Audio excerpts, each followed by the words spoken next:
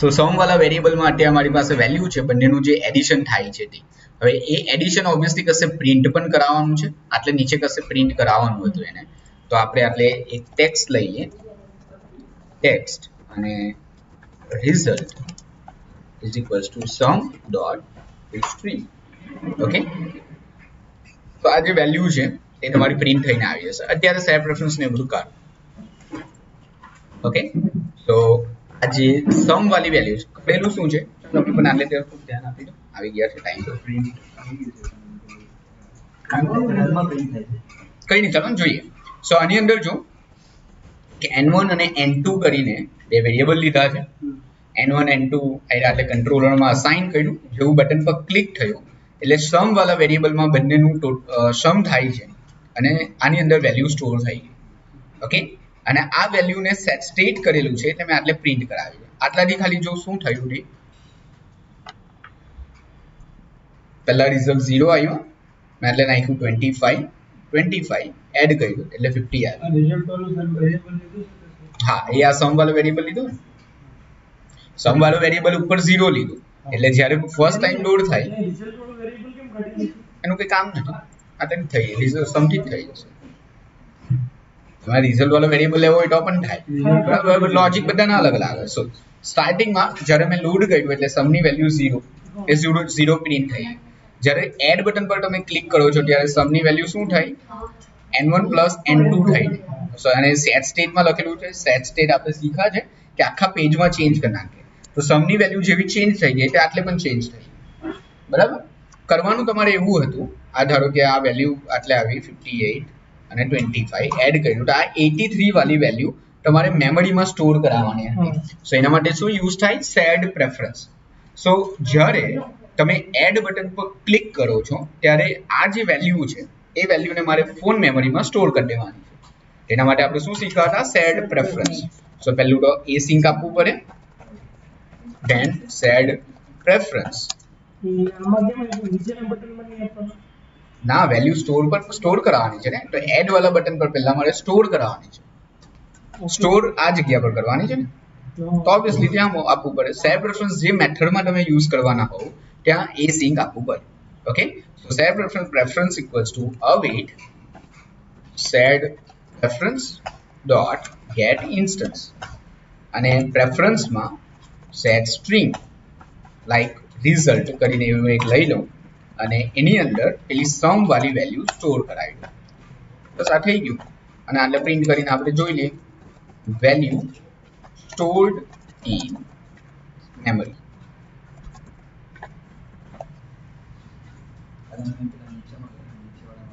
ના, પહેલા તો એડ પર તો સ્ટોર કરવાની છે ને, પહેલા પર તો ગેટ કરવાની છે. તો આમાં શું કર્યું મેં કે સિમ્પલ, જેવું તમે એડ બટન પર ક્લિક કર્યું, જે એડિશન આવ્યું એ એડિશનને આપણે ફોન મેમરીમાં રિઝલ્ટ નામના વેરિયેબલમાં સ્ટોર કરી દીધું. બરાબર, અને આટલા આપણી value stored in memory. Okay, અને એવું હોય તો આ બંને ટેક્સ્ટ બોક્સને પણ આપણે એમ્પ્ટી કરી નાખીએ. આ વેરિયેબલ એટલે સેટ પ્રેફરન્સમાં જે મેમરીમાં સ્ટોર થવાનું છે એનું નામ છે.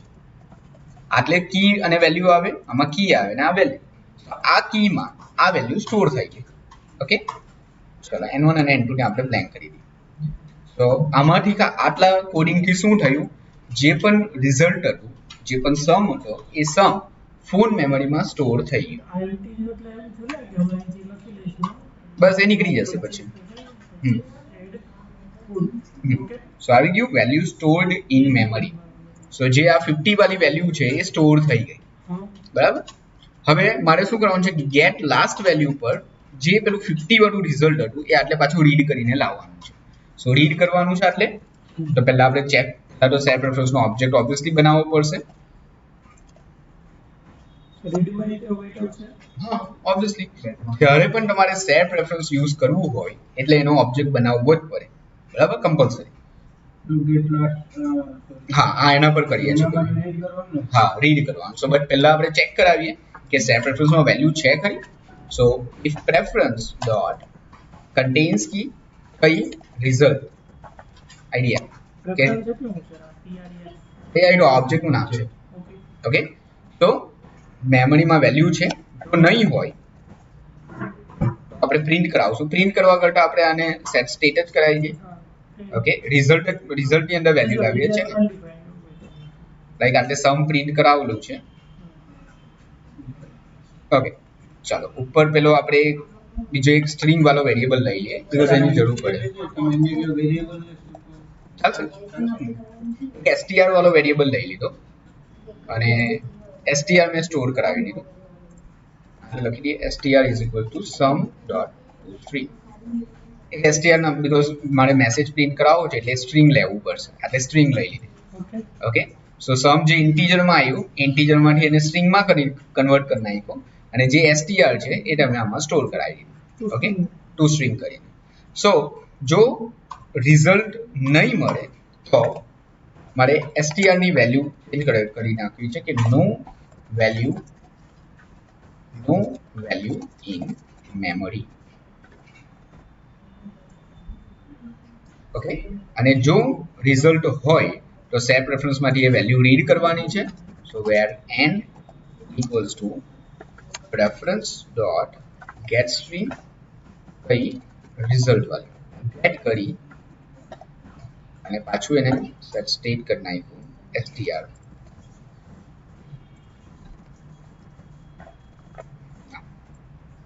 પાછું એકવાર રિપીટ કરીએ. જો બટન પર ક્લિક કર્યું, સમ માં આપણી પાસે વેલ્યુ આવી, એ સમ મેં str માં સ્ટોર કરાયું અને એ str મેં મેમરીમાં સ્ટોર કરાવી. ઓકે, ગેટ વાળા બટન પર પહેલા ચેક કરાવ્યું કે આની વેલ્યુ છે ખરી, રિઝલ્ટની વેલ્યુ છે. જો હોય તો એ વેલ્યુ રીડ કરી દીધી અને પાછી એને str પર સેટ કરી દીધી. એટલે str એટલે પ્રિન્ટ કરાવશું ને આપણે, str એટલે પ્રિન્ટ થશે. ચાલો જો સમજીએ પાછું.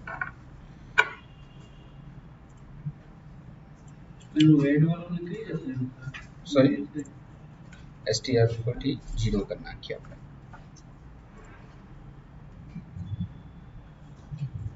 સો str પહેલા એટલે 0 પ્રિન્ટ થાય. ઓકે, અને આ જગ્યા પર મેં એની વેલ્યુ 25 એડ કરી દીધી એટલે 50 વેલ્યુ ક્યાં સ્ટોર થઈ ગઈ, મેમરીમાં સ્ટોર થઈ ગઈ. ઓકે, ને હવે જેવું મેં આ ગેટ લાસ્ટ વેલ્યુ પર ક્લિક કરી એટલે પહેલા ચેક કરે રિઝલ્ટની વેલ્યુ છે, હા મળે છે. રિઝલ્ટની વેલ્યુ મળી એટલે મને n ની અંદર એ વેલ્યુ આવી ગઈ 50 અને એ 50 મેં str માં સેટ કરી દીધું એટલે str એટલે આવ્યું આ જે છે તે.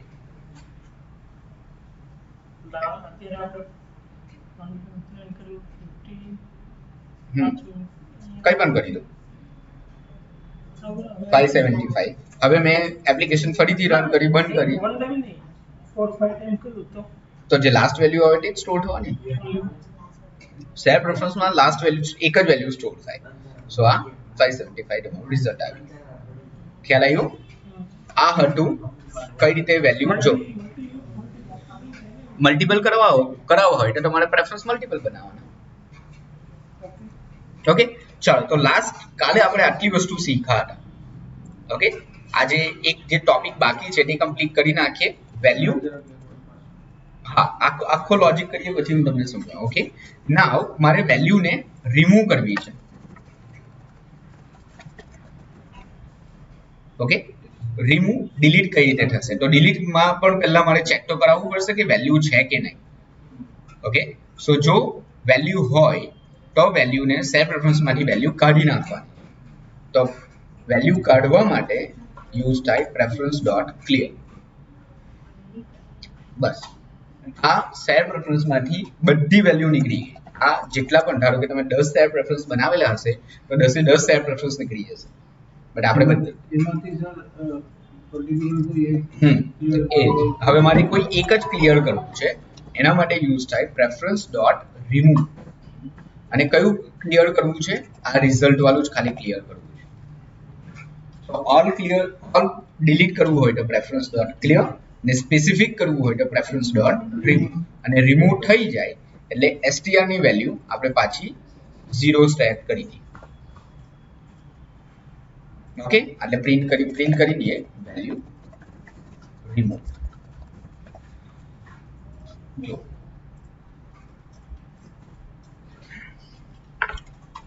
સો ગેટ લાસ્ટ વેલ્યુમાં મને 575 વેલ્યુ મળી. ઓકે, નાઉ મેં રિમૂવ કરી નાખી એટલે વેલ્યુ રિમૂવડ આવી ગયું 0. ને હવે હું ગેટ લાસ્ટ વેલ્યુ કરવાની થાઉં તો no value in memory. Because obviously એ મેમરીમાંથી નીકળી ગઈ.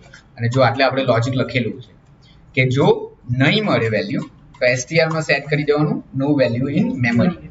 ઓકે, હવે રિમૂવ કરવાની ટ્રાય કરા તો પણ રિમૂવ કરવાની ટ્રાય કરા બટ આવું રિઝલ્ટ વાળી વેલ્યુ તો છે જ નહીં એટલે એ જશે એલ્સ.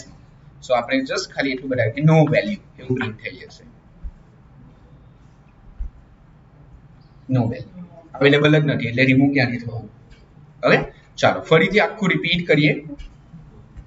સો ઓન પ્રેસ પર જે STR ની વેલ્યુ છે, ઓકે, જે સમ થઈને વેલ્યુ STR માં આવી એ STR ની વેલ્યુ આપણે સેટ રેફરન્સમાં સ્ટોર કરી દીધી.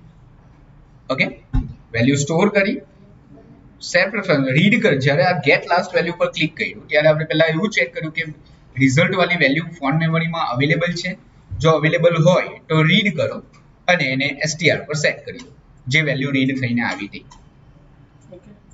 ઓકે, રિમૂવ કરાવ્યું. રિમૂવ કરાવવા માટે પહેલા ચેક કરાવ્યું અને પછી રિમૂવ કરીને STR ની વેલ્યુ 0 સેટ કરી દીધી. જો સ્ટેપ રેફરન્સમાં તમને ચાર જ વસ્તુ આવડવી જોઈએ. સ્ટોર કઈ રીતે થાય, રીડ કઈ રીતે થાય, ચેક કઈ રીતે થાય ને રિમૂવ કઈ રીતે થાય. ઓકે, ચેક કન્ટેન્સ કી આ ચેક કર્યું ને આપણે, ચેક કર્યું કે વેલ્યુ અવેલેબલ છે કે નહીં. ઓકે, અને આ રિમૂવ કર્યું. સો સ્ટોર કઈ રીતે સ્ટોર થાય, ઓકે, કઈ રીતે ચેક થાય, કઈ રીતે રીડ થાય અને કઈ રીતે રિમૂવ થાય. સેપ રેફરન્સમાં ચાર જ વસ્તુ છે. હા, ક્લિયર કરો તો બધી વેલ્યુ ક્લિયર થઈ જશે. રિમૂવ એટલે સ્પેસિફિક વેલ્યુ ક્લિયર થશે. આ બધાનું લોજિક સેટ કર્યા STR 0 કરીને. ઓકે, સો સેલ્ફ રેફરન્સ ની અંદર તમને આ ચાર સિન્ટેક્સ ખબર હોવી જોઈએ.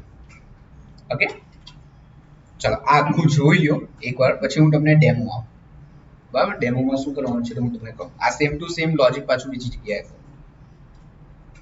બરાબર, બીજા કોઈ ડેમો ની અંદર બીજા કોઈ પેજ પર ટ્રાય કરો. એડિશન ની જગ્યાએ સબટ્રેક્શન લઈ લો, બધી ચાર લઈ લો ને ચાર લઈને આટલે બીજા બે બટન મૂકી દો, ગેટ વેલ્યુ અને રિમૂવ વેલ્યુ. ઓકે, ગેટ અને રિમૂવ ઉપર ચાર બટન મૂકી દો. ઓકે, ચાલો એની પર કામ સ્ટાર્ટ કરો. પછી હું તમને રિયલ